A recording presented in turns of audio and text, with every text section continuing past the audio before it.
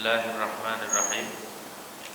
Alhamdulillahi rabbil alamin, wassalatu wassalamu ala asyrafil anbiya'i wal mursalin Sayyidina Muhammadin wa ala alihi wa sahbihi ajma'in.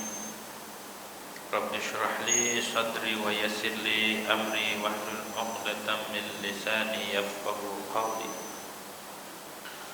Rabbi zidna ilman nafi'a warzuqna fahman thaqiba. Allahumma anfa'na bima 'allamtana wa 'allimna alladhi yanfa'una. Subhanaka la 'ilma lana illa ma 'allamtana innaka antal 'alimul hakim. Wa la haula wa la quwwata illa billahil 'aliyyil 'azim. Amma ba'd. Qala al-mu'allif rahimahullah ta'ala wa nafa'ana bihi wa bi barakati 'ulumihi fid dharain amin.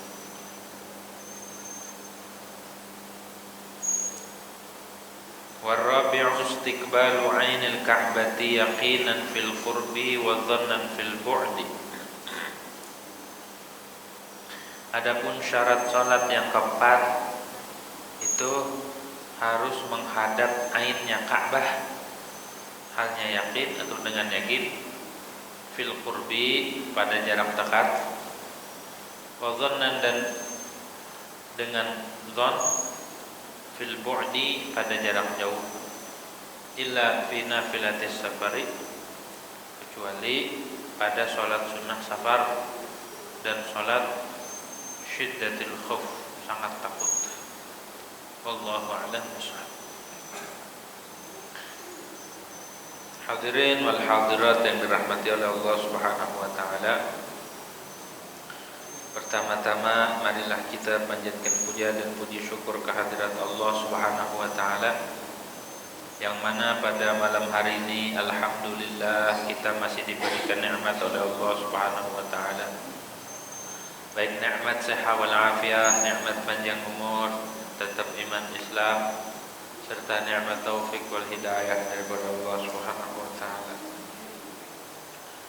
Melanjutkan tentang pelajaran syarat-syarat sholat yang keempat, itu menghadap kiblat. Kemarin syarat sholat yang ketiga masuk waktu, sudah dibahas panjang lebar masalah waktu. Terakhir, syarat sahnya sholat itu harus menghadap ain Ka'bah, menghadap kiblat. Dalilnya mana? Dalilnya di dalam Al-Quran surat Al-Baqarah ayat 144, katakan fawalli wajhaka syatral masjidil haram, maka palingkanlah, arahkanlah wajahmu ke arah Masjidil Haram. Maksudnya adalah Ka'bah. Karena kalau Masjidil Haram luas, tapi yang dimaksud adalah Ka'bah. Jadi sebelumnya Nabi berharap, sebelum disuruh menghadap kiblat atau menghadap Ka'bah, umat Islam menghadapnya ke Baitul Maqdis, ke Palestina.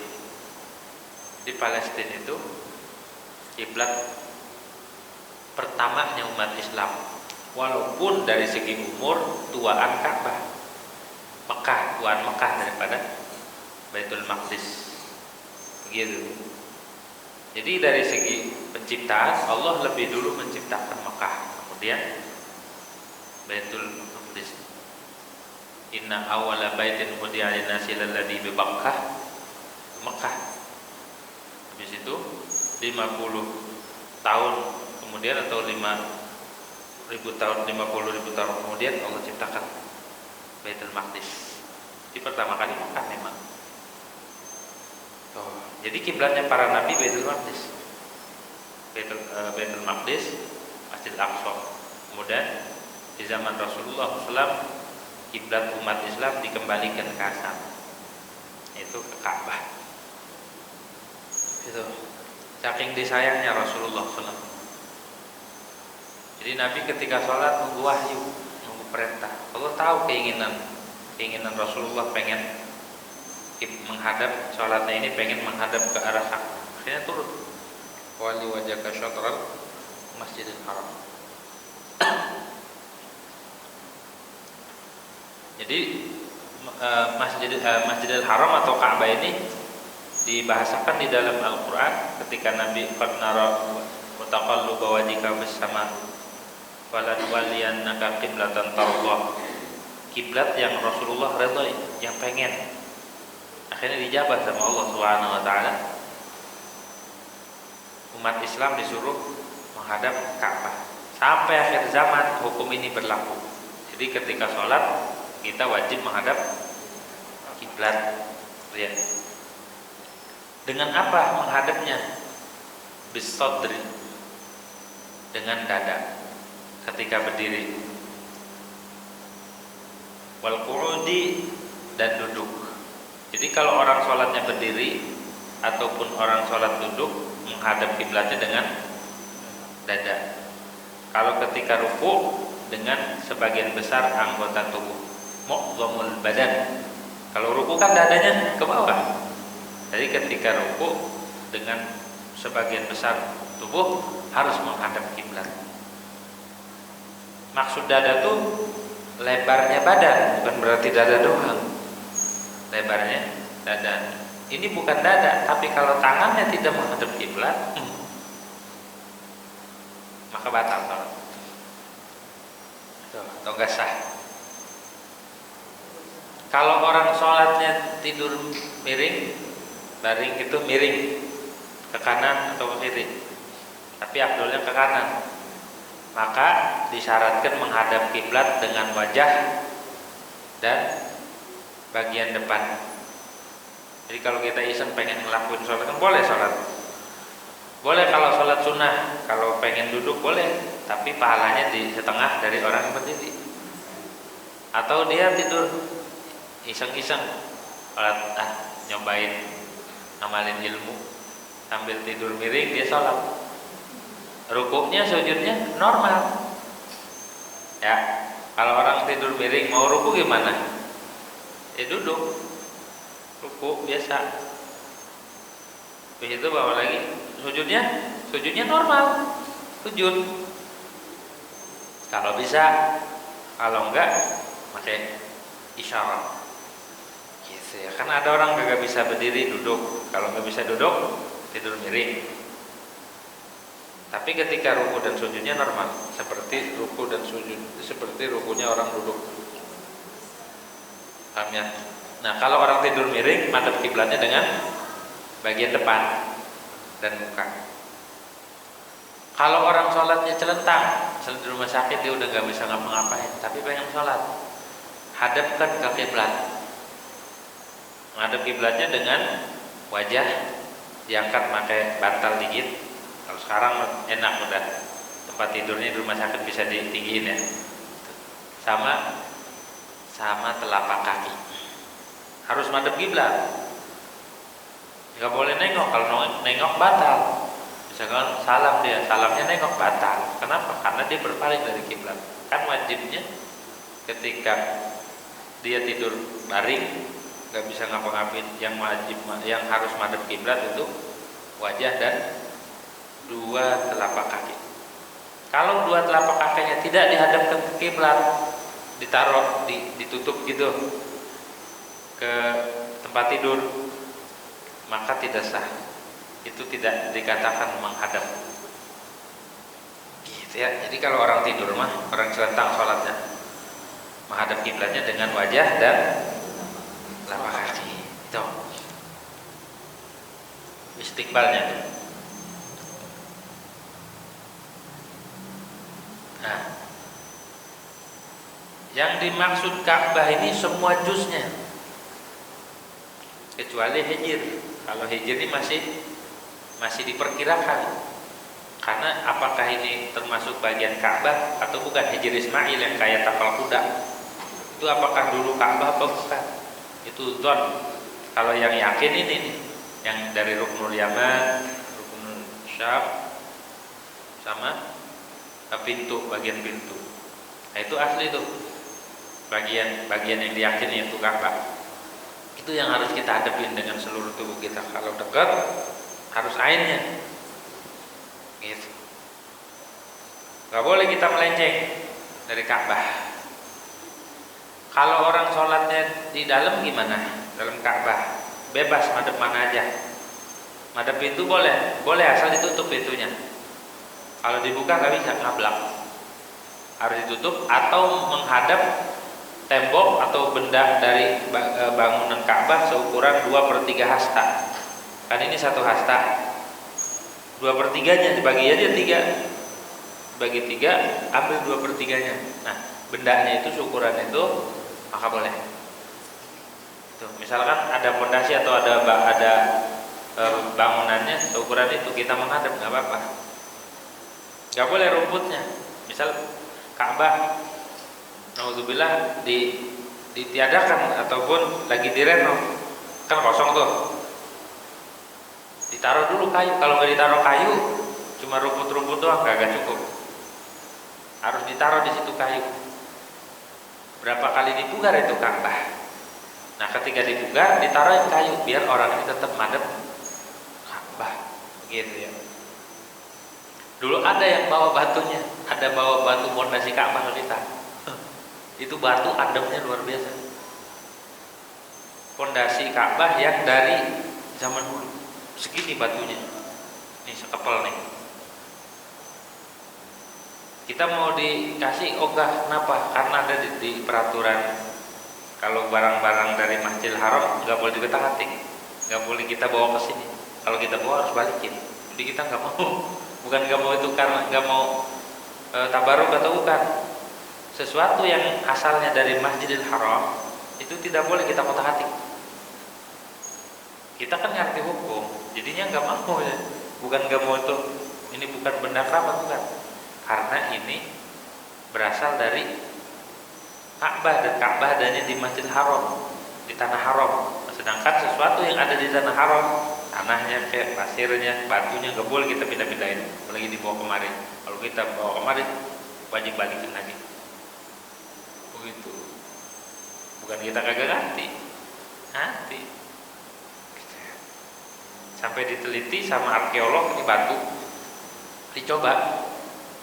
Kalau saking kuat magnetnya, andai itu batu dipegang, tembak kagak ngapa-ngapa. Itu khususiatnya. Karena ada kandungan magnet yang luar biasa. Begitu tuh. Bukan mistis, bukan. Emang diteliti secara ilmuwan tuh batu Ka'bah mengandung daya magnet yang sangat kuat. Gitu. Adem batunya. Waktu itu pernah dibawa ke rumah, satu potong bongkahan, kemudian ditempel, pakai ada wadahnya gitu, ditempel biar nggak kena. Batunya adem banget. Nah, jadi yang harus dihadapi itu adalah Ain Ka'bah, baik temboknya atau pintunya. Kalau di dalam kita bebas madep kemana aja. Misalnya kita berjamaah, imam madep ke sono, makmum madep ke belakang, boleh nggak? Boleh. Karena di dalam bebas mau madep kemana aja. Misalkan imam ke sono, makmum ke sono. Kalau sholat di dalam Ka'bah. Kalau yang di luar harus ke depan semua, harus menghadap Ka'bah. Ya. Yakinan. Ai bisadri fil qiyami wal qu'ud, dengan dada pada berdiri dan duduk, wa bi aksaril badan fil ruku' was sujudi, dan dengan kebanyakan badan, bagian besar badan dalam ruku dan sujud. Wa laisa minha al-hijr, dan tidak termasuk dari Ka'bah hijr Ismail. Itu bukan apa, kalau kita madhab ke situ enggak sah. Kenapa? Li'anna thubutahu min dhanniyun, karena tetapnya hijr daripada Ka'bah itu dhon, masih praduga, masih dzanni. Wa huwa la yaktafi bihi fil qiblati, dan hijr itu tidak cukup dengannya di dalam kiblat. Nggak bisa hijr Ismail kita madhab ke situ, nggak, harus ke Ka'bah. Jadi kita madhab ke Ka'bah dengan badan. Kalau hati kita ke Allah, bukan ke Ka'bah tapi ke Allah Subhanahu wa taala. So, ini kalau mungkin harus betul-betul tepat, harus yakin. Kalau jaraknya dekat, jarak dekat itu berarti sekitar Masjidil Haram, harus yakin benar-benar, nggak boleh dzon. Bimuayyanatin dengan melihat, oh itu Ka'bahnya di depan. Ka'bahnya ada di depan. Au masjid ataupun disentuh, dipegang. Oh ini Ka'bah, ada di situ. Au birtisami amaratin fi dhihni ataupun dengan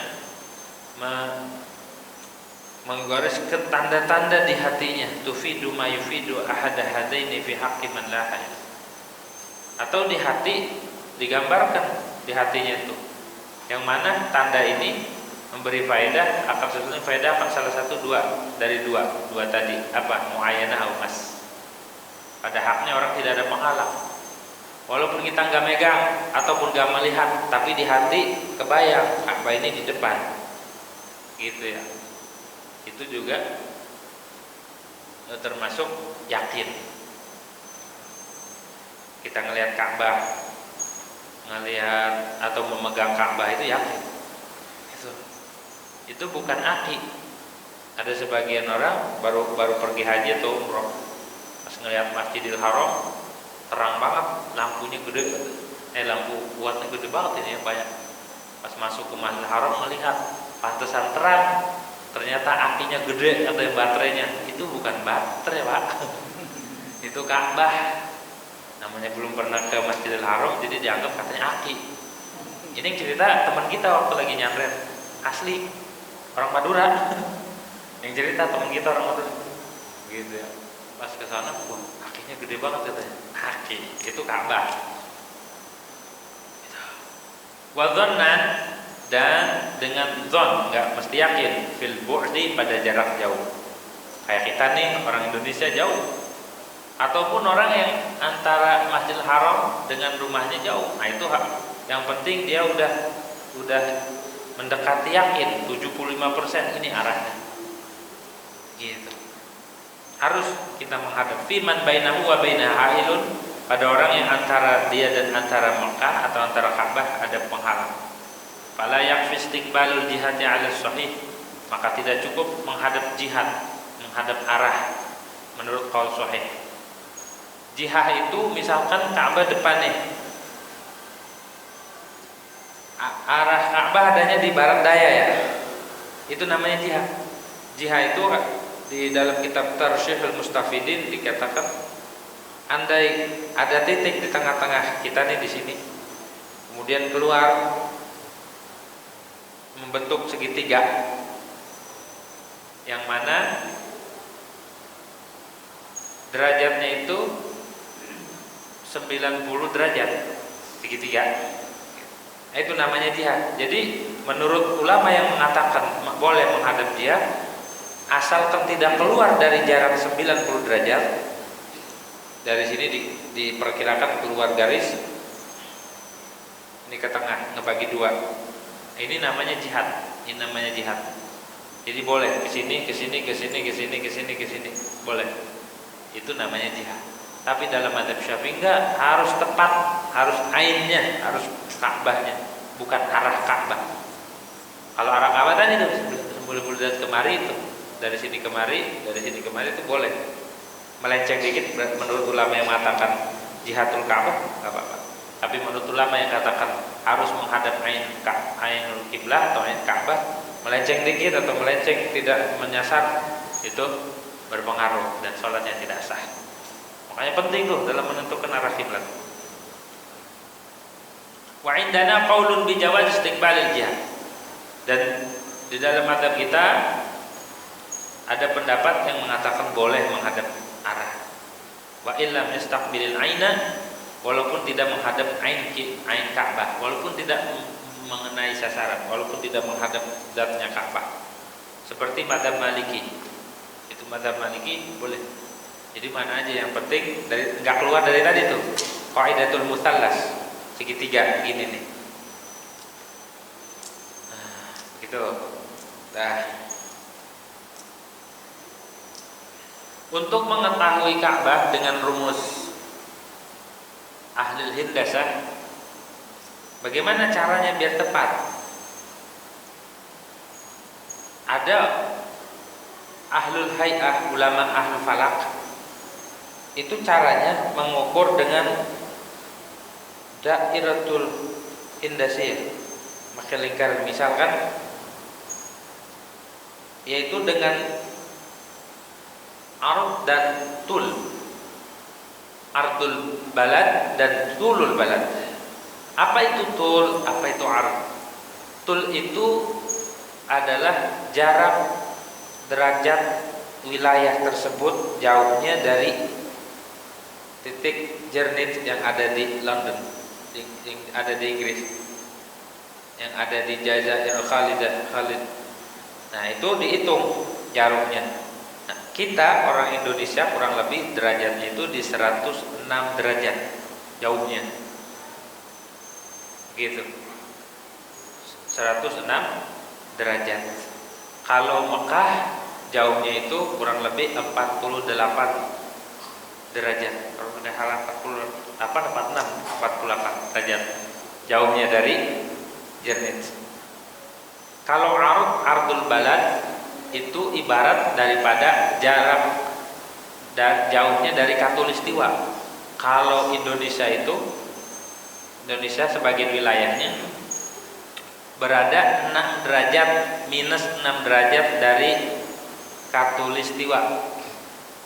Jadi arahnya selatan Indonesia ini. Ada sebagian yang selatan Khatulistiwa, ada sebagian yang utara Khatulistiwa. Kalau kita Pulau Jawa adanya di selatan Khatulistiwa, kurang lebih 6 derajat jauhnya. Itu namanya ardul balad.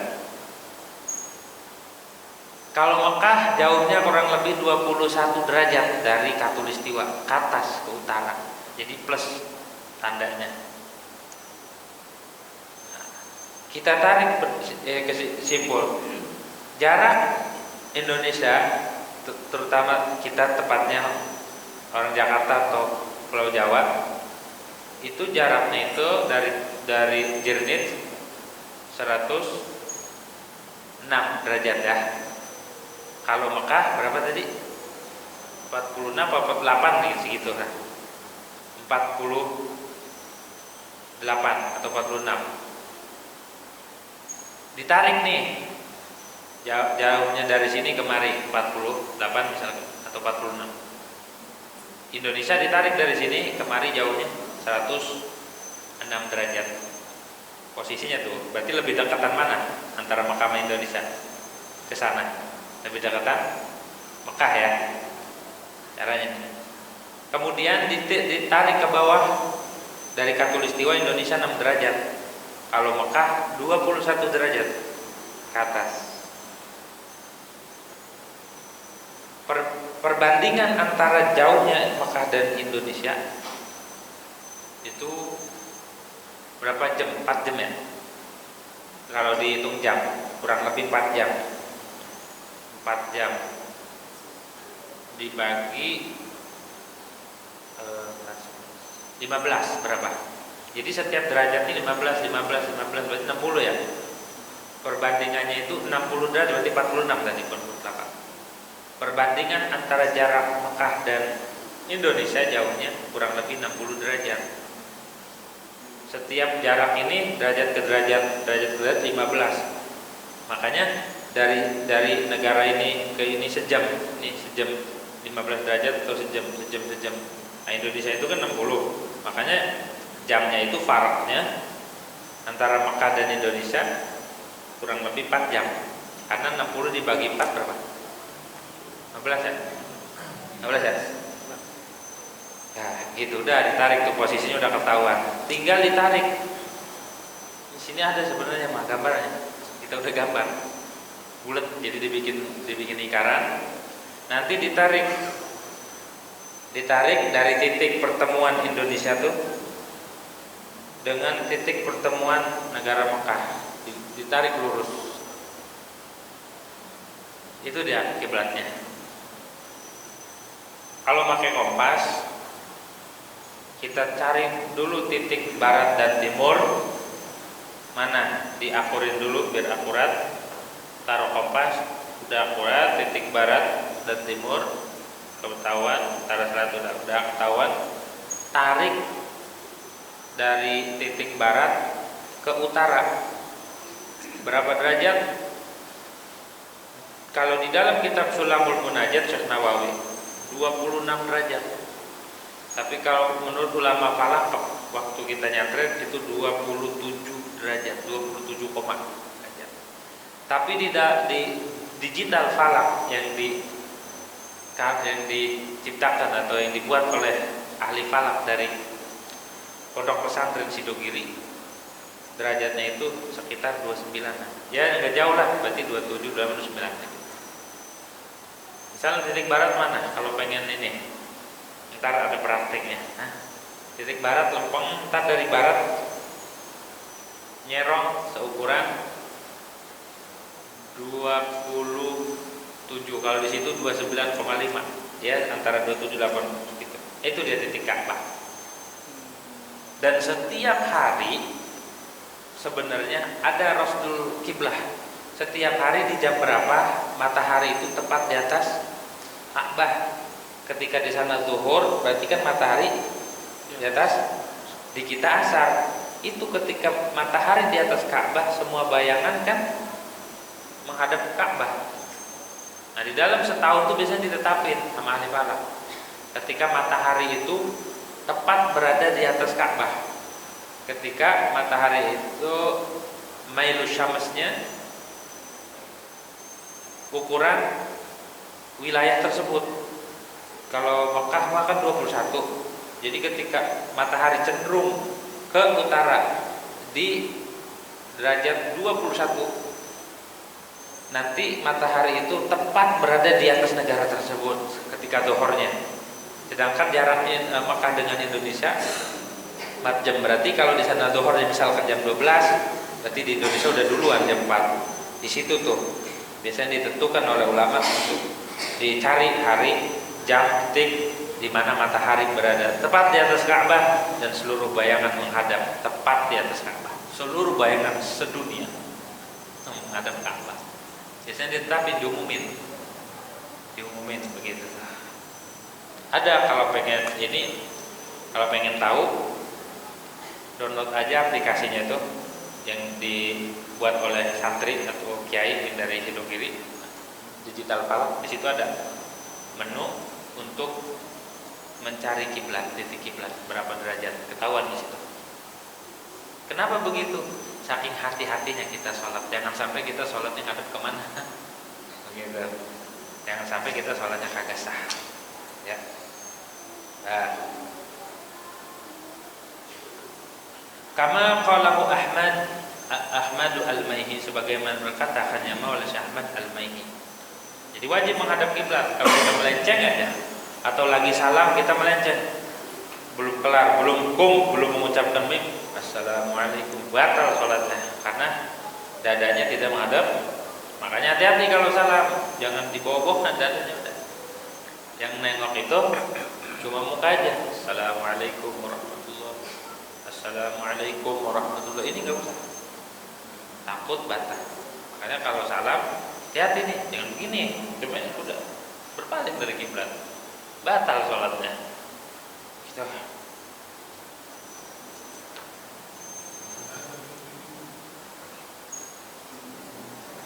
Illa fi nafilatis safar, kecuali nih ini mah maaf nih, kecuali boleh nih meninggalkan menghadap kiblat kecuali pada sholat sunnah safar. Sholat sunnah safar. Safar di sini dobitnya safar. Wadobat Abu Hamid bil mil. Safarnya berapa jaraknya? 1 mil kata Abu Hamid al-Ashfiraini. Ada lagi wa hamala alaihi fi syarah.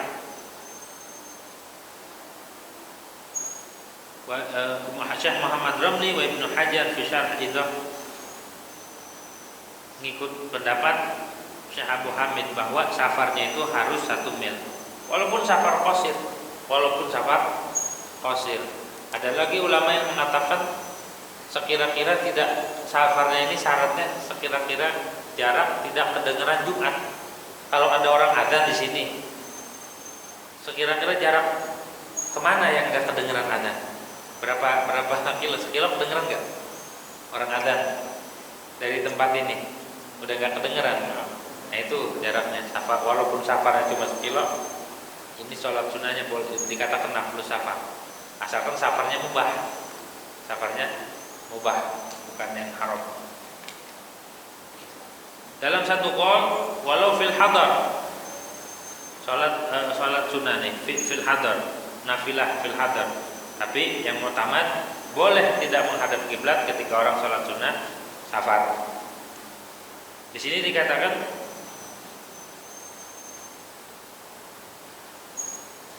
yang boleh tidak menghadap kiblat al-halatu tsaniyah minan nafilah fi safaril mubah. Kalau syaratu tulu enggak mesti safar tawil. Yang penting safar aja, udah situ boleh melakukan sholat sunnah safar dan boleh tidak menghadap kiblat. Tapi di beberapa keadaan saja. Wa aqalluhu ayyusafira ila mahallin la yasma'u fihi nida' al-jum'ah. Dan paling sedikitnya safar nih, dia safar ke tempat yang tidak terdengar adzan Jumat. Fa yajuzu lil musafir tanaffulu raqiban wa masyan ila jihati maqsadihi fi safari tawil wal qasir. Maka boleh bagi orang musafir melakukan sholat sunnah, halnya menaik kendaraan ataupun dan berjalan kemana ke tujuan dia, ke arahnya. Fi safari tawil wal qasir, pada safar tawil dan safar qasir. Safar qasir itu yang jaraknya kurang daripada 2 marhalah atau kurang daripada 90 km. Di sini nih ada kan, di situ. Illa fi nafilati safaril mubah. Wa in kuriha, walaupun safar makruh. Safar makruh itu seperti mau jualan kafan. Makruh. Ataupun jalan sendirian, makruh. Makruh orang itu bepergian sendirian, makruh. Harus ada teman. Ataupun berjalan pada sesuatu yang mengkhawatirkan, menakutkan, itu juga makruh. Walaupun makruh. Di maqsadil muayyanin, bagi tujuan yang tertentu. Harus tertentu, mau kemana, mau silaturahim, mau ke rumah temannya, mau ke rumah saudaranya, itu juga safar. Boleh kita di perjalanan sholat sunnah. Ala masafatin la yasma'u minha nida'u fil Jumat. Atas jarak yang tidak didengar daripadanya oleh azan di dalam Jumat, dan jarak tersebut tidak terdengar azan Jumat. Nah, itu jarak berapa kilo tuh? Ada ulama yang mengatakan Abu Hamid 1 mil. Nah, maka di sini falushtaratus istiqbalu fiha, maka tidak disyaratkan menghadap kiblat pada nafilatus safar. Enggak mesti menghadap kiblat, ya sholat ke arahnya mana? Misalkan kita arahnya ke utara, ya. Nah, tapi enggak semuanya, ada beberapa yang harus menghadap kiblat. Walau nahwa idin wa khusufin, walaupun dia sholat id, walaupun sholat khusuf sambil jalan, ila jihati maqsadihi, ataupun sholat rawatib, sawa'an kana raqiban aw masyan, baik dia itu berkendara ataupun dia berjalan kaki. Wala yanharifu kullun minhuma an jihati maqsadihi illa ila al-qiblah. Jangan berpaling, jangan belok. Orang yang misalkan ke utara, jangan berbelok, di situ aja udah. Kecuali beloknya ke arah kiblat, itu boleh. Waktu sholat, jadi sambil jalan sambil sholat boleh. Walau kanat khalfa dhahrihi, walaupun kiblatnya di belakang. Kalau ke arah kiblat enggak apa-apa. Misal tujuannya kita ke utara nih, udah jalan aja tuh sambil sholat, Jangan kita pulang belok, kecuali beloknya ke kiblat. Walaupun kiblatnya di belakang, misalkan arah tujuan kita ke sana, kiblat ke sini, boleh. Kalau ke kiblat boleh, tapi kalau ke arah lain nggak boleh. Salat sunnah safar. Kalau di dalam kitab Nihad Uzair syaratnya ada 9, tapi di sini nggak disebutin semua syaratnya. Li'anna hal aslu, kenapa kalau ke arah kiblat nggak boleh dia? Karena asal. Lakinil masyi yastaqbilu wujudan fi ihramnya. Tapi kalau orang berjalan, kalau sholatnya sambil jalan, waktu takbiratul ihram dia harus madhab kiblat dulu. Habis itu jalan, lanjutin aja. Asal jangan nginjak najis, jangan bawa najis, jangan disengaja gitu, jangan diinjak najis, terus jangan melakukan perbuatan yang banyak, dan disyaratkan dawam safar terus ya. Kalau orang berjalan madhab kiblat dulu, pas takbiratul ihram, pas ketika ruku dan sujud ke kiblat, dan duduk antara dua sujud itu boleh kiblat. Sisanya boleh dia madhep ke tujuan dia, harus ke tujuan dia. Walahul masyu wa tarku tawajjuh fi qiyam. Boleh dia berjalan dan meninggalkan menghadap kiblat pada waktu dia berdiri, baca Fatihah, baca surat, dia boleh sambil jalan. Tapi jalannya jangan cepat-cepat, pelan aja. Kalau cepat-cepat batal sholatnya. Kan syaratnya nggak boleh melakukan perbuatan yang banyak. Jalan boleh, jalan. Terus, tapi pas takbiratul ihram, pas mulai salat madhep kiblat, ruku madhep kiblat, sujud madhep kiblat, pas duduk antara dua sujud madhep kiblat, sisanya boleh jalannya kemana aja, asal ke tujuannya arah. Ya. Kalau tahu kan ada salat begini. Hah? Ada salat begini ya? Wa i'tidalihi, dan pada i'tidalnya boleh ke madhep kiblat. Wa tasyahhudihi, dan tasyahud boleh, wa salami, dan salam. Ini maaf. Yang penting dia mengarah kepada arah tujuan dia mau kemana. Tapi ingat waktu takbiratul ihram harus ke kiblat, habis itu baru lanjutin ke arah tujuan dia. Sambil baca. Pas ruku ke kiblat lagi. Ntar tidak boleh kita ngadep jalan lagi. Ntar pas sujud ke kiblat lagi. Gitu ya, pas sujud ke kiblat. Duduk antara dua sujud madhep kiblat. Kalau tasyahud boleh ke madhep kiblat. Salam boleh ke madhep kiblat di sholat sunnah safar. Kalau di hadar enggak.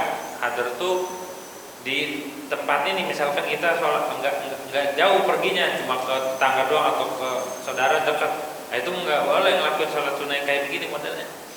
Ini harus safar, walaupun safar kasir, jarak yang sekiranya tidak terdengar azan Jumat. Gitu. Yang kedua yang boleh meninggalkan menghadap kiblat adalah sholat syiddatul khauf. Sholat syiddatul khauf. Ada sholat khauf, ada sholat syiddatul khauf. Sholat syiddatul khauf itu ketika perang udah berkecamuk, gak bisa kita madhep kiblat. Kalau madhep kiblat kita dibacok. Itu sholat sebisa mungkin. Orang dulu tuh walaupun perang tetap aja sholat. Ini sekarang perang kagak sholat enggak. Orang dulu sambil perang aja disuruh sholat, mau. Sahabat Nabi itu sambil perang baris. Nama kalau nggak terancam namanya sholat khauf. Yang lain perang, yang sekelompok sholat sama imam. Ntar di rakaat ini mufarokoh, ini maju, yang satu ganti lagi sholat. Itu nama sholat khauf. Kalau syiddatul khauf itu udah berkecamuk, udah nggak tahu mana kawan mana lawan nih kan. Waktunya sholat tetap. Bagaimana kan bawa pedangnya ada najis, itu dimaaf. Asalkan jangan disengaja. Dimaaf. Terus gerakan kan sambil ngelawan musuh, dimaaf. Enggak madhep kiblat, enggak apa-apa. Waktunya sholat. Syiddatul khauf. Sebisa mungkin. Fa idza tahammal qitalu wa lam yatamakkanu min tarkihi bihalin illatihi wa kasratil adu. Maka bila berkecamuk perang dan tidak mungkin untuk meninggalkan perang, dalam keadaan apapun tidak mungkin nih. Kenapa? Karena jumlahnya sedikit dan musuh banyak, ataupun sangat takutnya, walam yaltahibil qital. Perang enggak berkecamuk tapi sangat mencekam. Walam ya'manu an yartabal adu. Tafahum. Dan mereka tidak menjamin seorang musuh menggunakan akan panah-panahnya. Begitu. Kalau kita pergi juga nih, kalau kita lari juga nih tetap tombak ya. Maka sallau bihasabil imkan, maka salat mereka dengan sebisa mungkin, enggak boleh nunda-nunda. Saking pentingnya ibadah salat 5 waktu. Maka alhamdulillah di kita mah enggak sampai begitu. Enggak sampai perang, enggak sampai terancam. Tinggal kita memanfaatkan nikmat Allah Subhanahu wa taala untuk digunakan ibadah, bersyukur kepada Allah Subhanahu wa taala ya. Jangan sampai nikmat sehat walafiat, nikmat aman, nikmat salamah kita tidak gunakan. Coba di kondisi saudara kita di Palestina, buru-buru mau ibadah ataupun mau liburan, mereka diam aja udah takut, mereka takut kena bom. Apalagi mau liburan ke sana kemari, mau senang-senang. Maka alhamdulillah atas nikmat yang diberikan kepada kita nih. Alhamdulillah kita patut syukur dan menggunakan nikmat untuk ibadah kepada Allah Subhanahu wa taala. Jadi hanya dua yang boleh meninggalkan menghadap kiblat. Pertama salat nafilatus safar, yang kedua salat syiddatul khauf. Ikhtilatul kufari bina, dengan berkecamuknya orang kafir di kita berperang tuh. Wa kadza maqul hika biha dan begitu juga sesuatu yang disamakan dengan salat syiddatul khauf. Kalau di dalam kitabnya Hifdzuzain disebut itu ada beberapa surah yang orang tuh boleh meninggalkan menghadap kiblat. Di antaranya dia ditawan sama musuh, diikatnya bukan menghadap kiblat, kan harus sholat tuh, sholat aja. Atau orang yang tenggelam, memang dia tahu nyari dulu mati kita dimakan paus, udah sholat aja langsung menghadap mana kayak. Ada beberapa surahan di situ disebutin yang boleh kita meninggalkan menghadap kiblat. Kalau di sini cuma dua surah, nafilatus safar sama sholat syiddatul khauf. Falaysa tawajjuh syartan fiha, maka tidak adalah menghadap kiblat itu syarat pada salat syiddatul khauf. Fardan kana atau nafilan, baik fardu ataupun sunnah. Bima yakhafu fawtahu, dari sesuatu yang ditakutkan akan luputnya. Duna istisqa, bukan istisqa lidarurati, karena darurat. Begitu syarat-syarat salat sudah kelar, tinggal temuan berikutnya masuk membahas tentang inti salat, rukun salat, hayatus salat atau kaifiyatus salat. Bab arkanus salat. Wallahu a'lam. Shallallahu alaihi wasallam.